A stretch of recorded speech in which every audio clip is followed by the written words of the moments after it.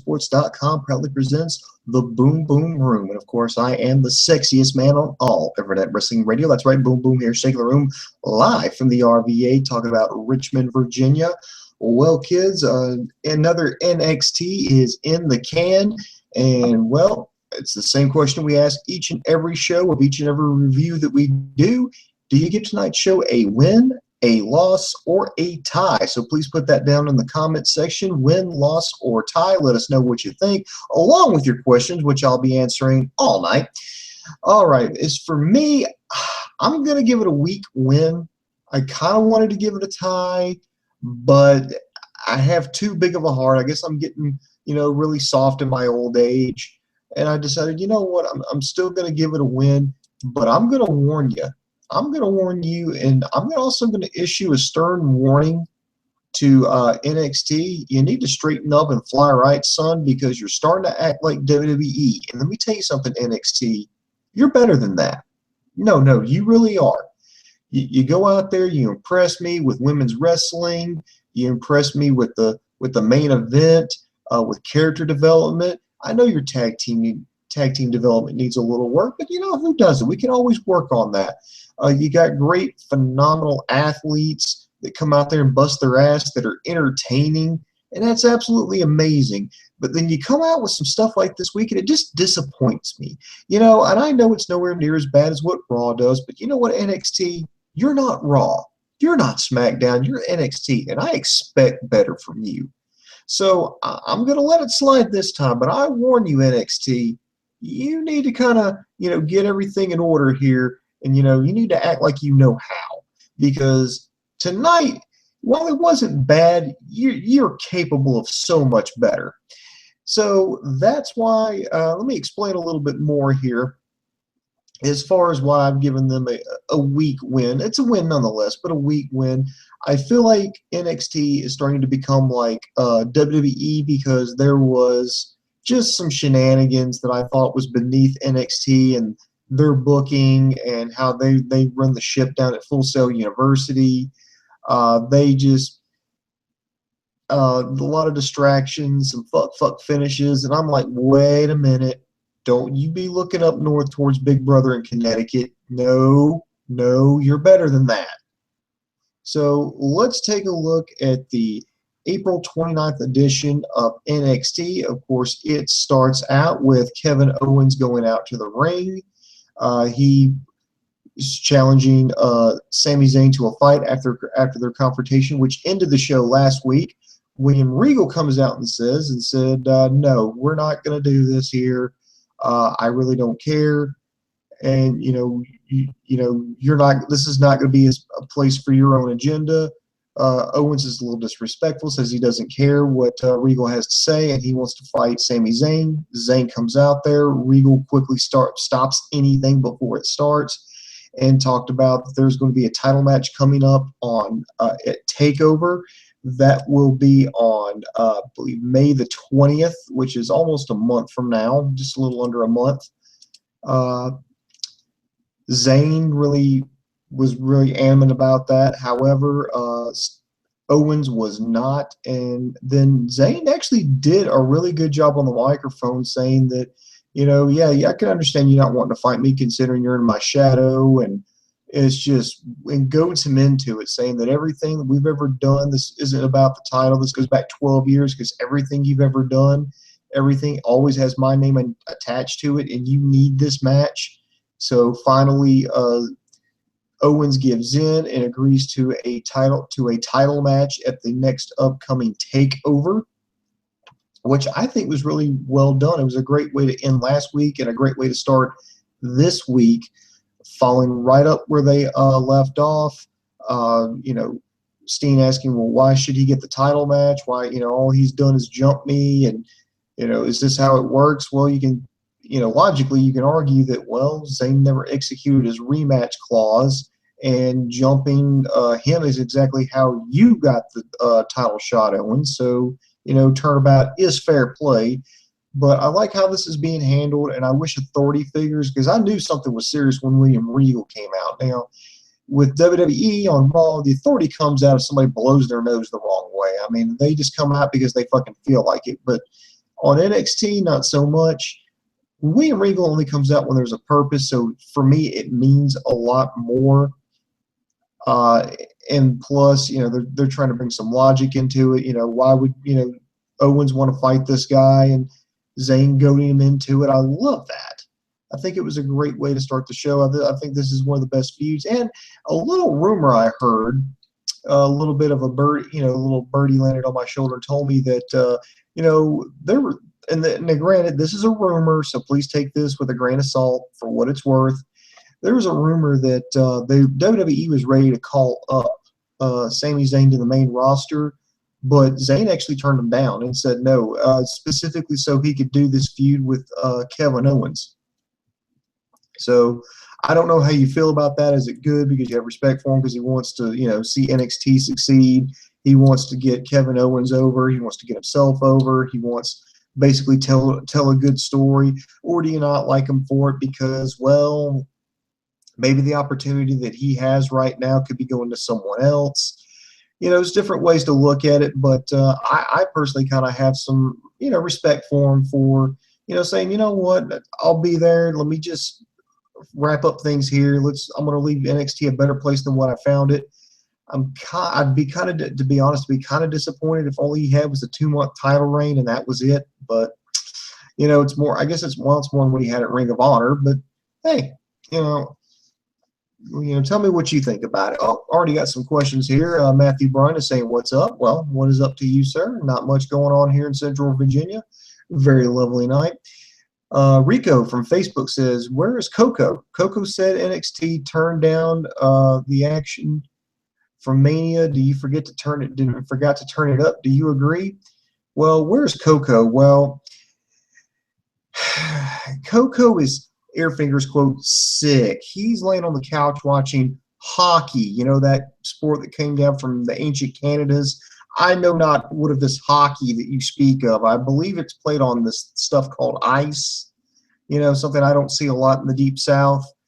Not a big hockey fan, so I can't understand why anybody watches it. It's almost as boring as soccer. Oh, I know I just drew some heat there. So that's where Dave is. Either that or he's nursing a yeast infection. I don't know. I think that's where Coco's at. And he says, Coco turned down the action for Mania and forgot to turn it back up. Do you agree?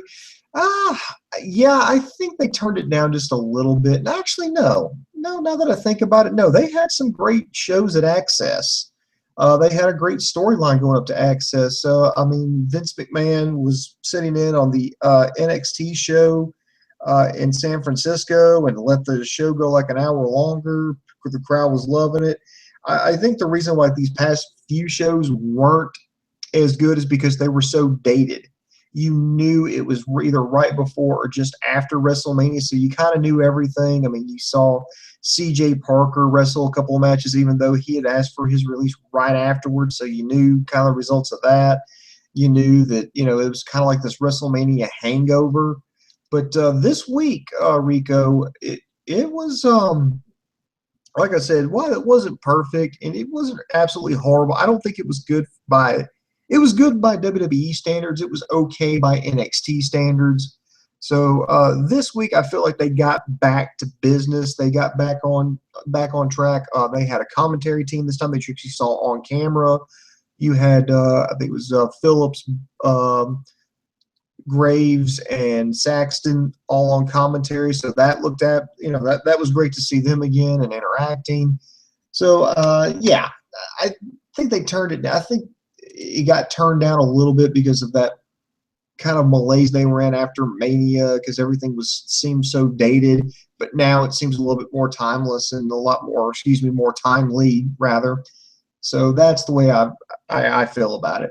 Let's see, backstage you saw. Oh God, now this is something I got to talk about.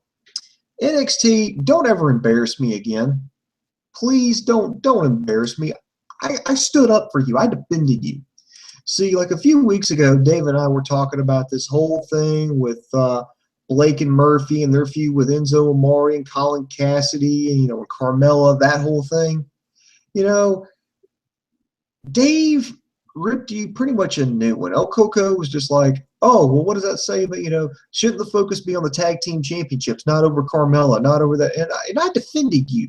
I defended you, NXT. I said, well, maybe it's head games by Blake and Murphy.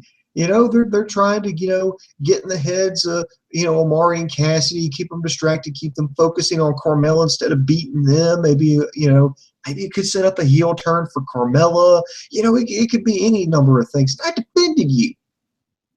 Well, they had a little bit of a spat, backstage. This also led to Alexa Bliss getting slapped in the face because Bliss told her Carmella she needed to be more classy, and I don't know, maybe that's going to lead to something. I hope so. Otherwise, it's pointless. Real quick, let me get this out of the way. Backstage after the opening segment, Zayn was signing his contract out. Riley, busted in, said he wanted another crack at Owens. Regal said no. Riley saying, no, just give me one more chance. I can beat him. And finally, and Regal's like, look, I've got no more opportunities for you. I took you off commentary team. I gave you not one, but 2 shots against Owens. You lost both times. There's nothing I can do for you. Zayn stepped up and said he'll face Riley if he wants a match. And Riley said, okay, but if you don't make it, then I get the shot at Kevin Owens. So that made some sense. But anyway, back to the tag team match. Anyway, the opening match was Enzo Amore and Colin Cassady, accompanied by Carmella, versus the tag team champions Blake and Murphy. I like this because, they're trying to sell it. I guess this is going to have to come down to something at TakeOver. Well, here's my problem. Blake and Murphy, or as we like to call them here on the internet, with the internet infantry, we like to call them the dubstep cowboys. Hell yeah. They're dominating for most of the match. On the early part, they're beating up Amore. Amore finally makes the hot tag to Colin Cassady. And it looks like, okay, you guys can finally get another win. But instead, I think it was Murphy that was distracted and was like, oh, Carmella, hey, yeah, we're the real men. We're the real champions. Yeah, give me a kiss. And he turns around and gets clocked by a big boot from Big Cass. He tags in Enzo Amore and just chunks Amore onto top of Murphy and gets the win. So you've got a non-title match victory. You have the number 1 contenders now beating the tag team champions, not because of, hey, we outbest them. No, because they were distracted, because the champions were distracted by Carmella. And I feel so embarrassed now because I really did defend it. I defended it. I said, maybe it's not about Carmella. It's about throwing, Enzo Amore and Colin Cassady off their game. No, that's not the case. They really are obsessed with Carmella. I don't know why.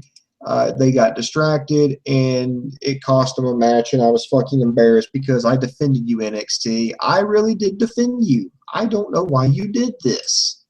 Please tell me. Please tell me why you did this.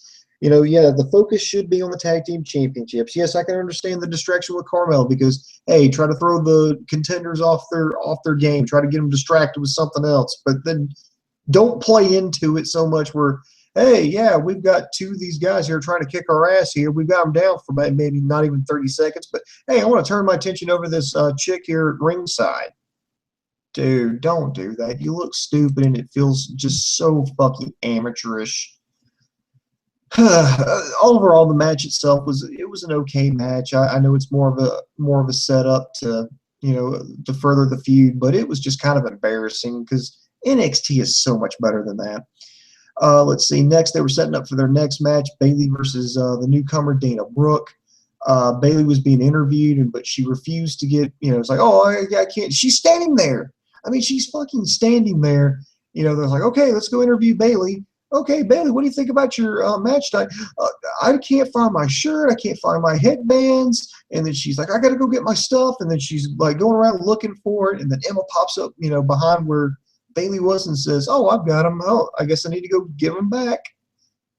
And I was like, seriously? She stood there for like the whole time. Oh, me missing my stuff is going to throw me off my game. Okay. I could at least somewhat buy the, Blake and Murphy being distracted with Carmella, but having Bayley thrown off her game by not having her headbands and her T-shirt, okay, that's a little far-fetched. Anyway, they go to this match, Bayley versus Dana Brooke. Bayley, Brooke, Dana Brooke, again, phenomenal physique. I'll give her that. Was actually doing pretty good, showing off a lot of that strength, slamming Bayley into the mat, into the turnbuckles, grabbing her by her hair, slamming her to the canvas, throwing her a few choke holds. Bayley comes back with some knees, suplex. I mean, God, man, she looked great, absolutely amazing. And she was starting to take control. Then her music hits, and then Emma comes out wearing her T-shirt and all her headbands.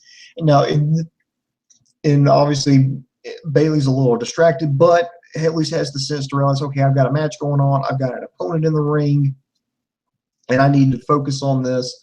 Okay, I understand where this is going here, but then the dumbest damn thing happens. Emma goes up there and has one of her headbands, and it acts like, oh, here, you want this one? Let me hand you a headband. And then, like an idiot, Bayley goes almost out of the ring and reaches for it, to which Emma snatches it back. And then this gives Dana Brooke too much time to recover, and she hits the cradle shock for the pin and the win. And then you see Bayley looking all dumbfounded, and I'm like, dude, you just look fucking stupid.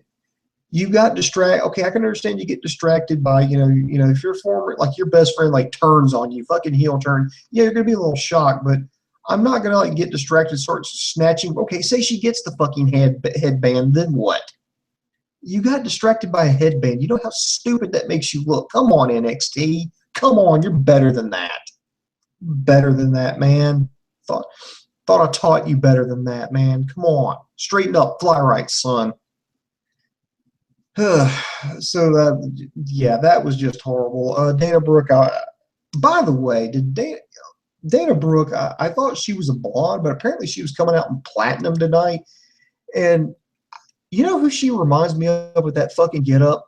She looked like Siren from Mortal Kombat 3. You know that chick, that older chick who played, it was like Katana Molina's mom, the chick with the white. That's exactly what she looked like. She had white hair. I'm just saying, that was just my thought. She looked like Siren. I think it was Siren, whatever, from Mortal Kombat 3. So, we're going way back to the 90s. All right. Next year, by the way, they announced a match. William Regal announced from his desk that coming up at NXT TakeOver, there's a #1 contenders match. It'll be Hideo Itami versus Tyler Breeze versus Finn Balor. Wow, that match is going to kick ass. So that's another reason to watch TakeOver. Speaking of Hideo Itami, he wrestled Adam Rose. This match wasn't long, but I think it was pretty good. I think it really showcased Hideo Itami and Adam Rose getting over in NXT. I guess there's just some gimmicks in NXT that just won't translate well into the big stage with WWE, and Adam Rose is one of it. The crowd was into him. I mean, they were doing the chants around with his music. They were having a great time with it. Hideo Itami, again, vicious kicks. He just takes control and just damn near kicks Adam Rose's head off with that shotgun kick right to the face, gets the win. Then we go backstage with Bayley. She was looking for Emma and saying she's confused about what's going on with Emma taking her stuff. She thought she'd had everything taken care of, that problem with her squashed, but apparently not. And she was going to get her stuff back, so maybe that's going to lead to another match at least I'm hoping for at TakeOver. You had, let's see here, Becky Lynch comes out and she wrestles Sarah Dawson. I don't know if Dawson's actually on the main roster. I think she might be a local competitor. I know I shouldn't use phrases like that, but I think Dawson maybe almost got a near pinfall at one point, but for the most part, Lynch dominated, choked her, then locked on this sick fucking armbar for the win.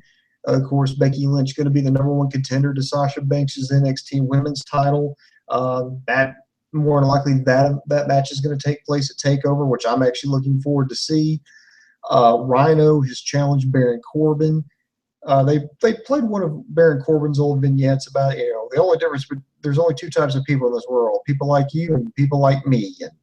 And I like to see the hope in their eyes and take it away. And now you've got Rhino challenging them. I actually kind of look forward to seeing something like this because I want him to, to kind of test Baron Corbin's mettle just a little bit more. I think he's gone past the whole 60, squash match, get the win in under 60 seconds. I think he had a decent match with Adrian Neville, but I think his matches against Bull Dempsey were frankly a waste of time because I'm just not high on Bull Dempsey. So I'm interested to see what Rhino can do with him. Rhino's a good veteran. He's going to, I think that's pretty much why they brought him in, to work with the talent. And I think, Baron Corbin is like a younger version of Rhino. So I'm interested to see where they go with this, how they make Corbin look, if Corbin can carry a long match. That's what I really want to see from this kid. I really want to see if Corbin can carry something past the 5-minute mark. I want to, there were some people when Corbin debuted said, "Oh, this guy's a future star. He's a future champion." And indeed, I think he could be. I really do think Corbin could be a future champion, but he's going to have to wrestle more than just a 60-second squash match. We need to see more.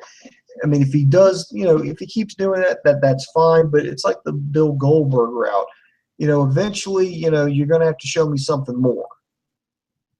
And and again, this is developmental, so maybe they'll develop him into something here. Again, I like Corbin, I like Rhino, and I'm interested to see where they're going with this. So, way to go, guys. Then we got to the main event, Sami Zayn versus Alex Riley. You had Kevin Owens join the commentary team. Anyway, you had a lot of chain wrestling with Riley and Zayn. I do like that flipping neck breaker that Alex Riley does. It really started going, and then the match goes to the outside. You had Sami Zayn toss Alex Riley out. Then he did his flying splash Sami Zayn does this flying splash to the outside. And then Kevin Owens says, "Oh no, watch this." And he attacks Sami Zayn, and then he power bombs Alex Riley onto the ring apron, laughs, and walks off. And I'm like, that's kind of a fuck finish. That's like a WWE, Monday Night Raw thing to do. And I've been really proud of NXT because there have been times I'm thinking, okay, they're going to have some kind of fuck finish. They're going to have the count out. They're going to have a disqualification. They're going to have some outside interference. They're going to have something so people can save face. But no, NXT always took the high road and said, you know what, we're going to have a clean finish here. We're not going to have these fuck finishes. We're gonna finish this stuff clean, and we're going to see how it goes. And there are times I was like, okay, you know what, I trust you, so let's do that. So yeah, but this is more like Raw, where they just refuse to have a clean finish. I maybe can understand why they did it, because you've had Alex Riley on nothing but a losing streak.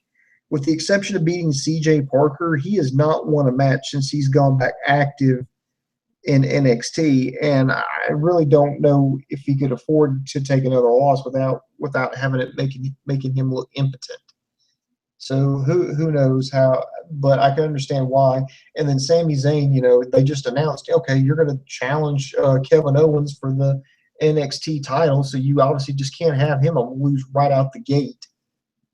So I still think they maybe could have done something a little bit better. They could have had, I still think they could have had a clean finish. I think you really need to have Sami Zayn get that big win, get back on the right track, and then get attacked.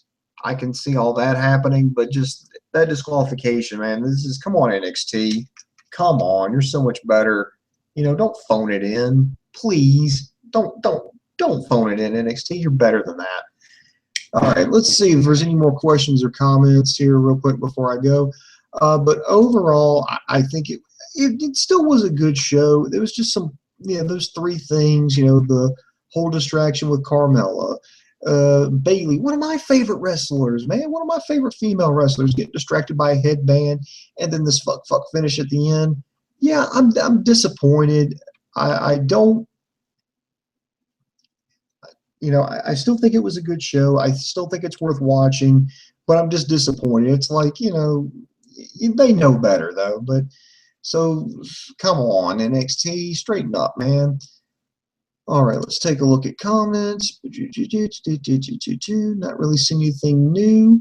Let's see. I guess I can do shameless self-promotion time. Okay, wait a minute. Rico from Facebook says, "Will NXT improve, or is this NXT turning WWE forever in the end of good wrestling?" Okay, let me try that again. Will NXT improve, or is this NXT turning WWE forever in the end of good wrestling? No, I don't think this is the end of. I think I would be worried if they tried to take NXT to like a legit like third brand. And when I say legit third brand, I mean like take it out on the road, not do it on WWE Network. I'm talking like live on the USA Network. It's NXT, or live on Sci-Fi. It's NXT. And they were doing tour dates and, you know, forced to do like 2 or 3 hours. That's when I would get worried, because then there would just be too many, you know, cooks in the kitchen, so to speak. NXT, it's a developmental league, and I think that's the way it should be. And I think if they tried to go mainstream, start packing out arenas, I think it would lose some of that charm. I think NXT is just being promoted as like the world's best indie league, and I think that's the way it needs to stay. And for all practical purposes, for all I know, I think there's only 2 people that only have their hands in NXT, and that's Triple H and I think it was the writer.